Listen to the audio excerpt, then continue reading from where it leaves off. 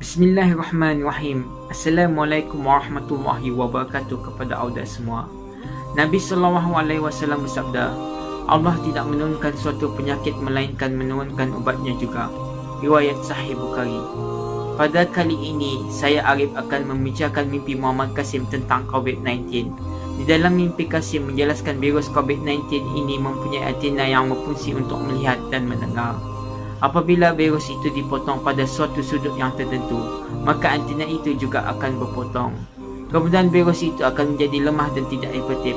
Kemudian virus yang lemah dan tidak efektif itu akan boleh dijadikan sebagai vaksin untuk menguatkan sistem kekebalan tubuh daripada COVID-19 yang asli. Dan dia juga menyebutkan cara ini bukan saja dijadikan untuk vaksin, tetapi boleh juga digunakan untuk perawatan bagi yang telah terjangkit. Dan beliau mengatakan lagi, konsep ini mungkin tidak bisa dipahami oleh orang awam, tetapi akan mudah dipahami oleh doktor pakar. Dan beliau mengatakan ini satu-satunya kaedah yang paling sesuai untuk membuat vaksin COVID-19. Dan itulah ringkasan dari mimpi-mimpi Muhammad Qasim.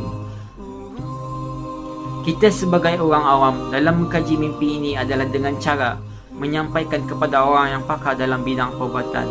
Kerana Allah menyebutkan, maka tanyakanlah kepada orang-orang yang berilmu jika kamu tidak mengetahui.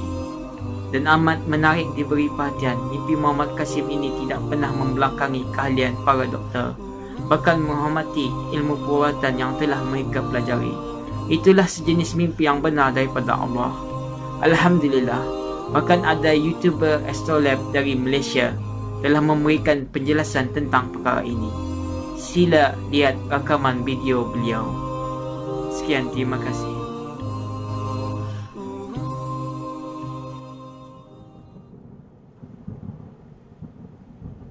Menurut Muhammad Qasim, beliau bermimpi mendapat petunjuk tentang bagaimana seharusnya vaksin coronavirus dihasilkan. Muhammad Qasim adalah insan terpilih oleh Allah SWT dalam merencana kejayaan umat Islam sejagat akhir zaman. Beliau bukanlah seorang doktor dan tidak memiliki pengetahuan dalam bidang perubatan. Secara ringkas, beliau menerangkan bahawa virus itu hendaklah dipotong rapi dan spesifik, bukan sembarangan. Ini merujuk pada spike glycoprotein yang terdapat di permukaan SARS-CoV-2 atau bahasa mudahnya duri mahkota. Bilangan duri yang terdapat di permukaan coronavirus adalah banyak, jadi yang mana satu perlu dinyah buang. Wabak pandemik COVID-19 memberi kesan kepada dunia sejagat. Beberapa perkara dapat dilihat di dalam trend penyakit ini, iaitu golongan warga emas dan penyakit kronik dilihat mudah dijangkiti dan maut. Akan tetapi, jangkitan berskala besar turut berlaku pada golongan dewasa dan ramai yang maut. Salah satu trend unik yang dapat dilihat adalah case fatality rate melibatkan golongan bayi dan kanak-kanak hingga umur 9 tahun. Setakat ini mereka dilaporkan positif tetapi tiada yang terkorban. WHO juga tidak meletakkan golongan wanita yang mengandung sebagai high risk atau golongan yang mudah maut disebabkan jangkitan ini. Mengapa? Mari kita semak jenis-jenis vaksin. Yang pertama, live attenuated vaccine, iaitu vaksin hidup yang dilemahkan mengandungi bakteria atau virus keseluruhan yang telah lemah sehingga mereka dapat menghasilkan tindak balas imun pelindung tetapi tidak menyebabkan penyakit pada orang yang sihat. Vaksin hidup cenderung untuk menghasilkan tindak balas imun yang kuat dan berkekalan dan merupakan sebahagian daripada vaksin terbaik kita. Walau bagaimanapun, vaksin hidup tidak sesuai untuk orang yang sistem imunnya tidak berfungsi, sama ada disebabkan oleh rawatan ubat atau mempunyai penyakit kronik. Ini kerana virus yang lemah atau bakteria boleh membiak terlalu banyak dan mungkin menyebabkan penyakit pada orang-orang ini. Contoh seperti campak, beguk, rubella, rotavirus, smallpox, cacar air dan demam kuning. Yang kedua adalah inactivated vaccines atau vaksin yang aktif. Vaksin yang tidak aktif menggunakan kuman yang dibunuh atau dinyah-aktifkan menyebabkan penyakit. Vaksin yang tidak aktif biasanya tidak memberikan imuniti yang sama dengan vaksin hidup. Oleh itu, anda mungkin memerlukan beberapa dos dari masa ke semasa untuk dos tambahan untuk mendapatkan imuniti yang berterusan terhadap penyakit. Contoh seperti hepatitis A, influenza, polio dan rabies. Seterusnya, vaksin subunit, recombinant polysaccharide dan vaksin conjugate. Vaksin subunit, recombinant polysaccharida dan vaksin konjugasi menggunakan cebisan spesifik kuman seperti protein, gula atau kapsid, iaitu selongsong di sekeliling kuman. Kerana vaksin ini hanya menggunakan kepingan spesifik kuman, mereka memberikan respon imun yang sangat kuat yang disesatkan kepada bahagian utama kuman. Mereka juga boleh digunakan pada hampir semua orang yang memerlukannya, termasuk orang yang mempunyai sistem imun yang lemah dan masalah kesihatan jangka panjang. Vaksin ini digunakan untuk melindungi terhadap penyakit Haemophilus influenza B, hepatitis B, HPV, human papillomavirus dan batuk kokol iaitu pertussis, penyakit pneumococcus, penyakit meningococcus dan shingles. Menurut Muhammad Qasim, petunjuk yang diberi adalah menerusi cara subunit vaccination atau sama seperti penghasilan vaksin bagi penyakit pertussis. Dipanggil batuk kokol di kalangan masyarakat dan disebabkan oleh bakteria. Batuk kokol memiliki ciri-ciri hampir sama dengan simptom COVID-19. Cuma ianya menghasilkan bunyi batuk whooping berbanding COVID iaitu batuk biasa. Tempoh inkubasi pertussis adalah 7 ke 10 hari dan simptom boleh melarat hingga 8 minggu. COVID dan batuk kokol memiliki ciri sama iaitu boleh menjadi asimptomatik untuk tempoh beberapa lama. Vaksin untuk batuk kokol dijumpai oleh Pearl Kendrick dan Grace Eldring sebelum Perang Dunia Pertama dan dilakukan dengan cara pemisahan fragmen yang boleh mendatangkan bahaya. Kaedah ini adalah sama seperti dalam mimpi Muhammad Qasim.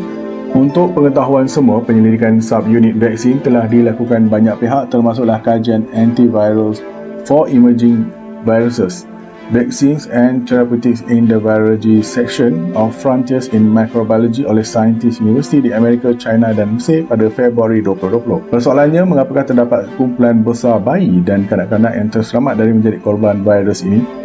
Trend ini sama seperti virus SARS sebelum ini. Adakah vaksin yang diberi ketika bayi dan kanak-kanak memainkan peranan penting melawan COVID-19? Sebarkan video ini supaya sampai kepada ahli-ahli sains dan doktor pakar yang lebih memahami konsep ini dalam sama-sama mengatasi penyakit COVID-19. Bismillahirrahmanirrahim. Assalamualaikum. Today I'm going to tell you about few dreams of Muhammad Qasim which he has seen as a cure or treatment for coronavirus. I would like to clarify something here. The method of the treatment explained in these dreams is not necessarily a vaccine, but it could be a method of treatment for both the infected patients as well as those who are not yet infected by the coronavirus. Let's see and watch what he has seen in these dreams. 22nd of March 2020, coronavirus solution. In this dream, there's a black and white screen, and in there I saw coronavirus moving in its real shape or form. I felt as if I was watching this under a microscopic lens. Someone told me that if we cut this virus in a certain way, then it becomes weak and ineffective. He then cut the virus at a certain point in front of me. Now, if we put this weakened or ineffective virus into the human body, then it wouldn't cause any harm to the body. Besides that, the immune system of the body will store or register information about this virus, and the body will also develop a strategy to fight against it. Now, if the original virus enters the human body, the immune system will recognize it and eliminate its negative impact, and there will be no harmful effect on the body. After this, I said that this concept might not be understood by the common people, but if I explain this to an expert doctor, then he will understand it easily. And the dream ended there. 24th of March 2020, coronavirus cure confirmation. In this dream, Muhammad Qasim saw a doctor who is preparing a vaccine for coronavirus in a lab. He had prepared 3 or 4 vaccines and put them in the glass bottles in the lab. Someone said to me that any of these vaccines will not be properly effective against the virus, but the method of cutting and weakening the coronavirus is the only best method of treatment. And the dream ended there. 25th of March 2020, someone said to me that, Qasim, if the virus is cut in that particular manner, then the antenna which enables it to see and hear is also cut off, and then the virus cannot see or do anything harmful to the body. The purpose of sharing and telling these dreams is to deliver the messages contained within these dreams to the experts and doctors who are associated with the field of medicine.